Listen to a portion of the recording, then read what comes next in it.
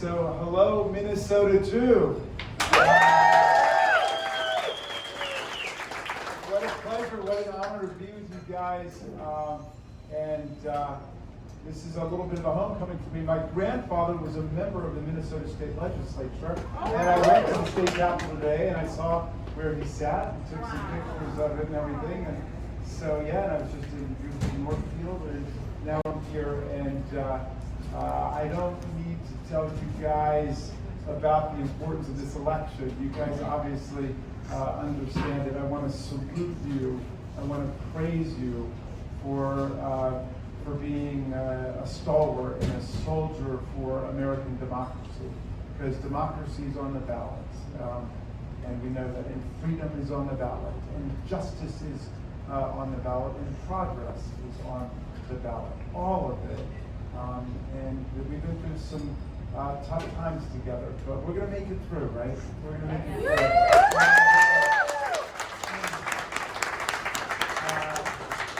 Angie Craig has been such an outstanding, amazing leader, not just for Minnesota and Minnesota too, but in the Congress and for the country. You know, one of the things we made great progress on is lowering healthcare costs in America, and Angie Craig introduced a provision which is part of the Inflation Reduction Act, which says that people who are in the Medicare program on diabetes can be charged no more than $35 out of pocket for their insulin shots.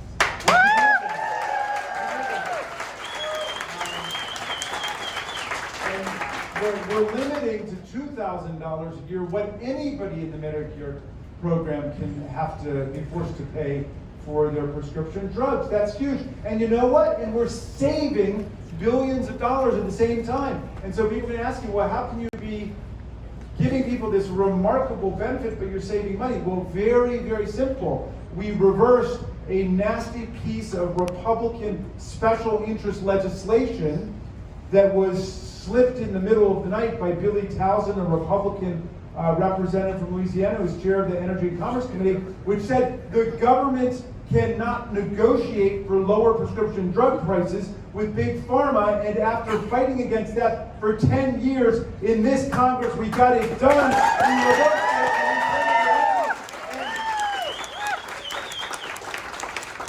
it, and you got to understand, you got to tell people if they're jaded and cynical, which is what Cambridge Analytica and Steve Bannon and Donald Trump and Vladimir Putin are urging them to be pessimists and jaded and say, oh yeah, all the politicians suck. They want that because they know the only idealists are on our side, and they want to demoralize you and demobilize you. But when people tell you it doesn't make any difference who gets elected, tell them that the GOP today is campaigning to reverse the Inflation Reduction Act and to restore the ban on government negotiation with Medicare. If you want to keep lowering the prescription drug burden on Americans by $35 or $40 billion a year, we need Democrats in Congress. And we need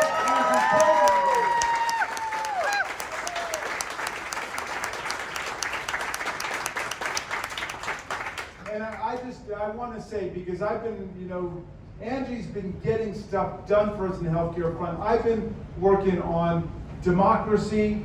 Should I tell them the story about my getting mad at what they're calling Democrat? I'm going to tell you guys one story, and I'm going to give you a message, and I'm going to bring on one of the greatest members of Congress that anybody could ever serve with. But so yeah, I've been having this problem, which is that my GOP colleagues in the Judiciary Committee and the Oversight Committee, they don't know how to correctly pronounce the name of our party in its adjectival form, right? So they'll say, well, that Democrat Congresswoman with her Democrat bill and her Democrat amendment. And for years I've gently been trying to explain to them, no, when it's an adjective you have to say the Democratic Congresswoman, the Democratic bill. The Democrat, it's not that big a deal, it's just one extra syllable. You can handle it. But still, for year after year they've been doing it. They keep doing it, and about a month ago I exploded in the Judiciary Committee. I said, you know what? You guys have a self-appointed political speech impediment, and it's contagious. It's spreading over to our side of the aisle, and now every time I open up my mouth to say the name of your party, it comes out the Banana Republican Party. It's the Banana Republican Party. The Banana Republican Party.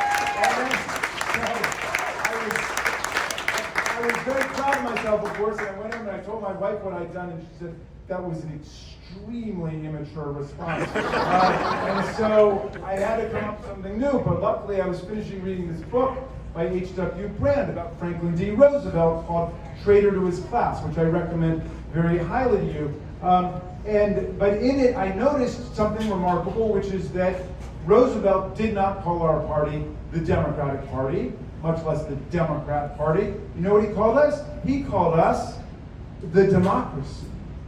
The democracy. So there's a speech, he says, well, the plutocrats and the economic royalists say you invest in the very wealthiest people in the country, and some of it will dribble down on everybody else. But the democracy says you invest in the great American middle class. We will all rise and prosper together. That's the doctrine of the democracy, said Roosevelt. That's the doctrine.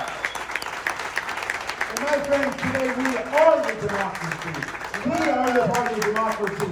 We used to have two, we got one. That party, which was Lincoln's party, which was a great party. I've got a bust of Abraham Lincoln sitting on my desk in the Rayburn House office building. It was an anti-slavery party. It was an anti-racist party as far as you could go back in the 19th century. It was anti-know-nothing. It was a pro-immigrant party. That party has been reduced to a cult of authoritarian personality under one charismatic or allegedly charismatic leader who dictates to everybody what to think and what to do. In 2020, they came back from their convention with no platform at all, no platform, which tells you what? Their platform is whatever Donald Trump tells them it is. And that platform is made of big lies and conspiracy theory, propaganda, and disinformation. So at this point, with all of our flaws and all of our many imperfections, and I know somebody's going to lecture me about how we don't know how to message, so I'm going to give you a message before I go.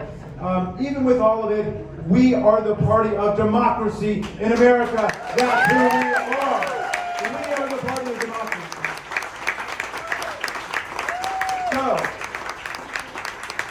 So, the message I will humbly offer to you before I close with the words of the great Tom Paine and bring on the great Angie Craig. Here's my suggestion, okay?